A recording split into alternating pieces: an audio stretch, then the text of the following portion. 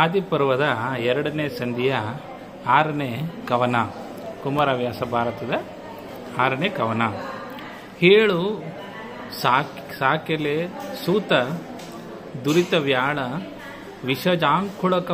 ವಿಷಜಾಂಗುಳಿಕವನು ನೀ ಕೇಳಿದೊಂದೊಳೊಂದು ಜನಮೇಜಯನ ಯಾಗದಲ್ಲಿ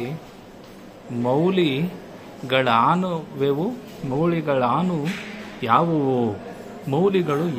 ಮೌಳಿಗಳು ಎಲ್ಲ ಯಾವುವು? ನಿನ್ನನ್ನು ಹೇಳಿಕೆಯನ್ನೆನೆ ನಿಖಿಲ ಮುನಿಗಳ ನೊಲಗಿಸುವೆನು ನಿಮ್ಮಾಜ್ಞೆಯಲ್ಲೆಂದು ಕೈ ಮುಗಿದಯ. ಅಂದರೆ ಸೂತನೇ,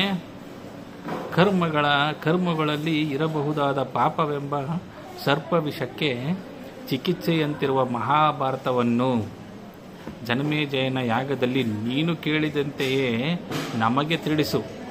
ನಿನ್ನ ಮಾತುಗಳನ್ನು ನಾವು ತಲೆಯ ಮೇಲೆ ಹೊತ್ತು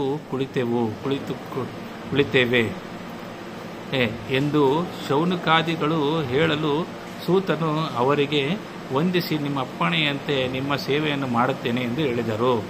ಈ ರೀತಿಯಾಗಿ ಸೂತಕ ಮುನಿಗಳು ತಮ್ಮ ಕಥೆಯನ್ನು, ಮಹಾಭಾರತದ ಕಥೆಯನ್ನು ಶೌನಿಕ ಮುನಿಗಳಿಗೆ ತಿಳಿಸುತ್ತಾರೆ. ಧನ್ಯವಾದಗಳು.